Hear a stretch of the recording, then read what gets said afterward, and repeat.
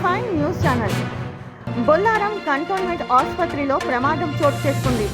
Cantonment ఆసుపత్రిలో చికిత్స నిమిత్తం వచ్చిన దంపతులపై ఆసుపత్రి ఆవరణలో ఉన్న భారీ వృక్షం విరిగి పడటంతో భర్త రవీందర్ అక్కడికక్కడే మృతి చెందగా అతని భార్య సరళాదేవికి తీవ్ర గాయాలయ్యాయి.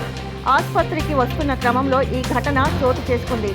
ఈ ఘటనలో సరళాదేవికి సైతం తీవ్ర గాయాలు కావడంతో హుటాహుటిన మెరుగైన చికిత్స కోసం అంబులెన్స్లో గాంధీ ఆసుపత్రికి తరలించారు.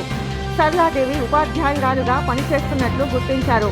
ఘటనా స్థలికి చేరుకున్న పోలీసులు మృతదేహాన్ని పోస్ట్ మార్టం నిమిత్తం గాంధీ ఆసుపత్రికి తరలించారు.